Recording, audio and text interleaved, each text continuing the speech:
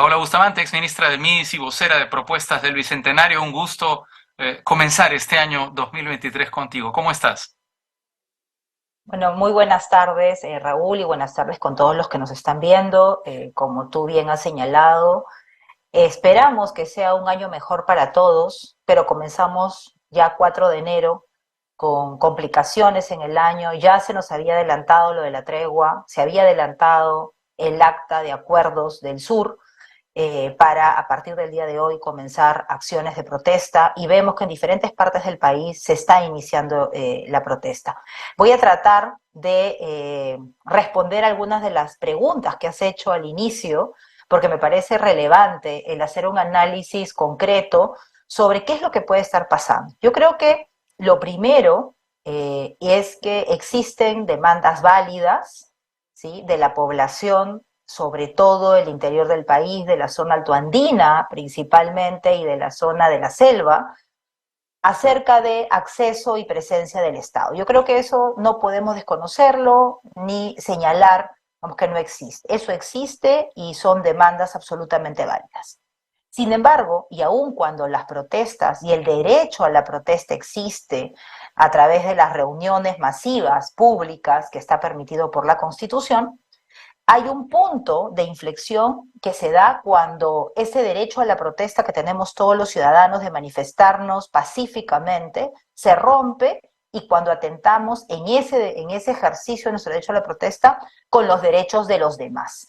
Y eso es lo que ha pasado en el mes de diciembre, cuando, producto del del ejercicio del derecho a la protesta, nuevamente, en un porcentaje importante, por temas absolutamente válidos, comenzamos o se comienza a bloquear vías, impedir el pase de ambulancias, impedir el pase de personas que se trasladan de un lugar a otro, y se comienza a vulnerar los derechos de los demás. Yo creo que eso también es importante reconocerlo. No es posible que en el nombre del derecho a la protesta o del ejercicio de ciudadano de reivindicar los derechos sociales se atente contra los derechos de los demás. También creo, y lo vimos hace algún tiempo, Raúl, en una entrevista previa, y permíteme reiterarlo, existe un financiamiento que no es necesariamente, digamos, vinculado a la protesta, sino vinculado a crimen organizado, a minería ilegal, a narcotráfico, que es altamente probable que les interese a estos actores que la situación de caos en nuestro país siga reinando. ¿Sí? Hemos visto lo que ha pasado en el mes de diciembre, hemos visto cómo se movilizaban muchas personas que venían a la marcha a Lima, o en el proceso del sur hacia Lima o del centro hacia Lima, sobre todo del Braem, y uno Sí. se preguntaba quién financiaba esas camionetas, todo ese equipamiento. Pero también hemos visto que la policía ha iniciado acciones de revisión de los vehículos, y veíamos que veían con armas de fuego, con evidentemente armas punzocortantes que podrían generar no solamente accidentes, sino la muerte de algunas personas por utilizar Ajá. estas armas. Entonces ahí vemos que hay otro tipo probablemente de objetivos de generar caos en nombre de algunos temas como la constituyente, que cuando uno le pregunta a las personas y qué es lo que quieres cambiar de la Constitución, no lo saben. En segundo lugar, porque hay un tema de mala información, y yo creo que hay una responsabilidad de los ciudadanos, de los medios de comunicación y del gobierno, ¿sí?, sector privado incluido también, en ciudadanía y sociedad civil, de informar a las personas qué es lo que ha sucedido. Es Sí. impresionante escuchar cuando se dice que al señor Castillo, expresidente del Perú, ¿no?, se le ha vulnerado los derechos cuando él fue el que vulneró la Constitución. Entonces creo que también hay un tema ahí vinculado con información oportuna a la población en general, para Ujú. que no se dejen manipular Ahora, o que no manipulen, sí. hay varios elementos de lo que tú has dicho que me parecen muy relevantes, Paola. En primer lugar, lo último que has mencionado, es decir, todos hemos visto cómo Pedro Castillo quiso dar un golpe de Estado, lo hizo en cadena nacional. Es innegable que fue un golpe de Estado fallido. Eh, no tiene sentido pretender que los golpes de Estado sean exitosos para censurarlos, para condenarlos, para enjuiciarlos y para sancionar a las personas que los emprenden. Pero en la entrevista que le da ayer a Enrique Patriu, Dina Boluarte, lo que insinúa la presidenta es que Pedro Castillo ha intentado dar un segundo golpe de Estado, una vez que es detenido y con estas cartas asusa a la población. Estamos en ese proceso, es decir, lo que está ocurriendo en este momento es un intento, un segundo intento de golpe de Estado que tiene también como protagonista a Pedro Castillo. Mira, yo creo que efectivamente Pedro Castillo, desde su detención, con las cartas que él escribe, asusa a la población y ante el vacío de información, porque puede ser que en Lima sí teníamos información, pero al interior del país los medios locales, sobre todo las radios, no necesariamente informaban tal como habían sucedido las cosas y sobre todo el marco legal. Por lo tanto, él asusa e incita a esta acción, digamos, colectiva de la población para ir en contra del Congreso y de la presidenta Dina Boluarte, que le tocaba por mandato constitucional asumir. Uh Yo -huh. creo que en este momento se unen varios temas. Yo no creo que estemos ante un segundo golpe promovido por Pedro Castillo. Lo que creo es que se suma a el caos de la desinformación. Sí. Nuevamente, los que estamos en Lima tenemos información, pero las personas que están al interior del país no tienen información. No tienen información oportuna ni información veraz. Por lo tanto, creo que corresponde al Estado principalmente generar las condiciones para informar adecuadamente, pero también a los medios de comunicación y también a todos los sectores y sociedad civil que se puedan desde la academia, la universidad, porque lo que está sucediendo es un proceso de desinformación. Mira, ayer yo escuchaba o veía en YouTube, ¿no? Un video de una señora conocida, digamos, en los medios de comunicación, hablando sobre, digamos, toda la inocencia, ¿no? Y más bien el abuso de derecho contra Pedro Castillo y las personas que gobernaron con él. Y no hay Mm. peor forma de malinformar que decir que más bien son unas víctimas. Entonces, creo que ahí, más allá de que la presidenta Boluarte haya señalado que estamos frente probablemente a un segundo golpe de Estado, creo que lo que tenemos que solicitarle al gobierno de manera firme es que inicie Sí. una estrategia de comunicación muy fuerte. Y ahí hay un tema que quiero relevar, Raúl, y que tomé conocimiento hace unos minutos, y es que desde la presidencia del Consejo de Ministros, el Premier también tiene que mirar el equipo que está en la Secretaría de Gestión Social y Diálogo, ¿no?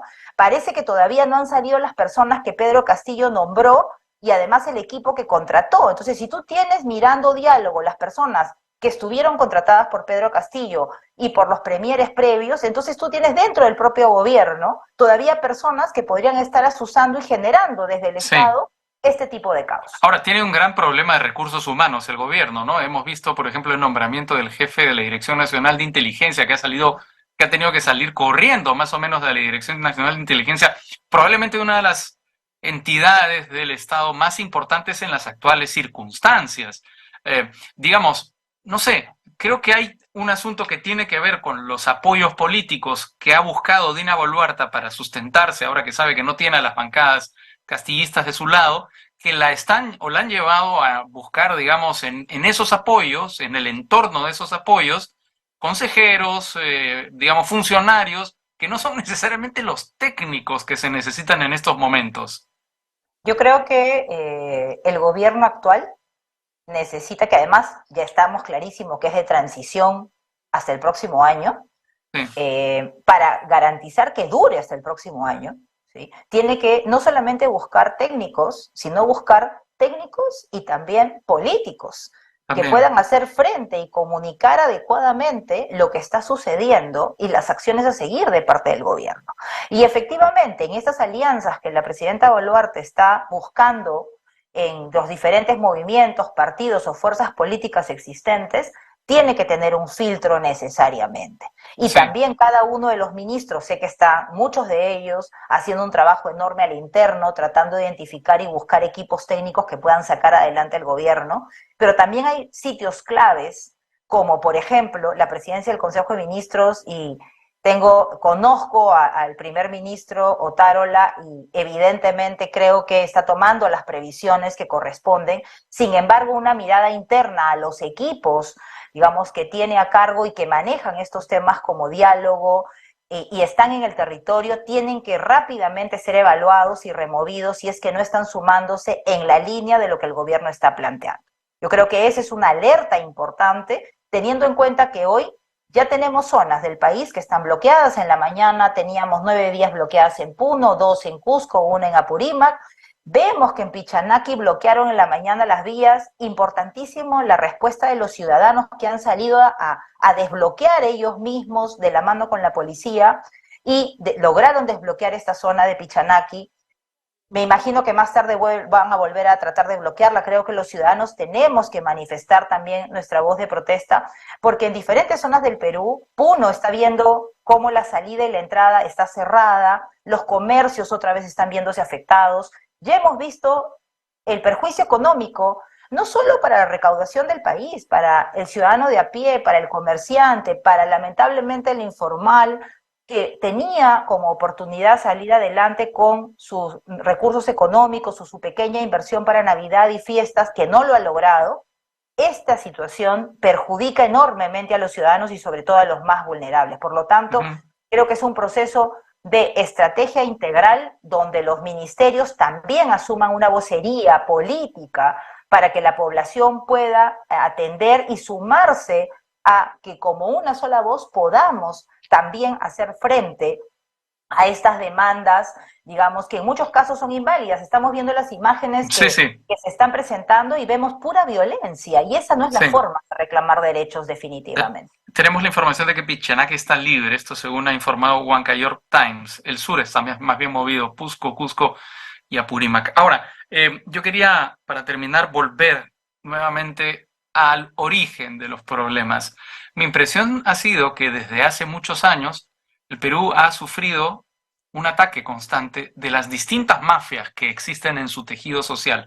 Tú has mencionado algunas, el narcotráfico, la minería ilegal, el crimen organizado, pero también, por ejemplo, las universidades de mala calidad, que han, en lugar de enfrentado al Estado, han permeado al Estado, han ingresado al Estado, lo han ido fagocitando, han ido, por ejemplo, comprando bancadas en el Congreso, han ido nombrando funcionarios. Entonces, lo que hemos tenido durante mucho tiempo ha sido un Estado que se ha visto infiltrado por estas mafias. Pero hemos tenido, hasta ahora, hasta hace 6 años, por fortuna, habíamos tenido un ejecutivo que no estaba dentro de esa lógica. Lo que ha ocurrido con el nombramiento de Pedro Castillo ha sido que, digamos, tanto el Ejecutivo como el Legislativo han formado parte de la misma estrategia, de la misma lógica. Lo digo porque en el Congreso están las mafias, pero con las mafias se reunía Castillo todas las tardes también, y lo hacía de manera pública. Se reunía con mineros ilegales, se reunía con antauristas, etcétera, etcétera, etcétera. Lo que estamos viviendo ahora, quiero decir, Paola, es que es una suerte de consecuencia de esta actitud flexible, generosa frente a estas mafias que ahora se están levantando y están levantando al país. Totalmente de acuerdo, Raúl, y creo que es sumamente importante que desde los medios de comunicación como hoy Nativa lo levanta, se levante este tema. Tú me hacías una reflexión al inicio y hablábamos del terrorismo, ¿sí?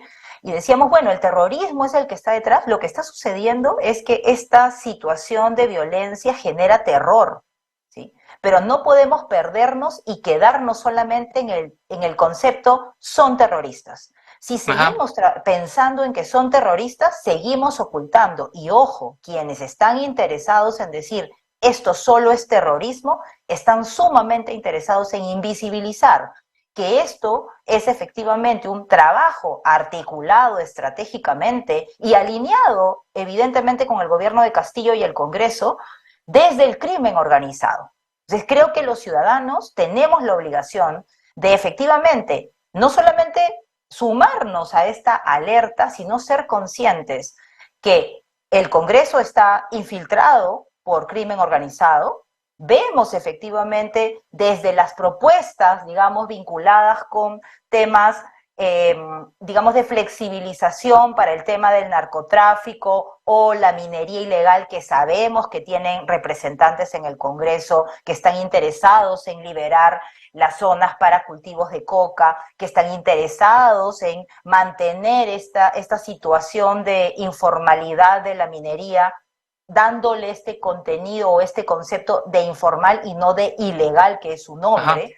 De y acuerdo. finalmente se posicionó y se tomó el Ejecutivo con Castillo, y todavía creo yo que parte del Ejecutivo sigue tomado porque, como bien hemos dicho, no se ha podido, digamos, retirar a todo el personal que está haciendo ese trabajo. Educación es un tema crítico, tanto por universidades y lo que está pasando con la SUNEDU, lo que está viviendo en este momento y lo que se viene con los fallos que hemos tenido y además el marco legal que ha aprobado el Congreso, pero también tenemos un tema con los sindicatos. Yo creo que han perdido el norte de pensar en los niños y en su educación y más bien beneficiarse con una serie Exacto. de temas. Entonces, educación es otro ministerio, que me sumo a la reflexión que haces, que se tiene que pedir el cambio del ministro que está en este momento sentado en educación, porque uno, no va a abonar a mejorar, digamos, para nada la reforma, y estamos retrocediendo cada vez más, y evidentemente sabemos todos que FENATE ha invadido el Ministerio de Educación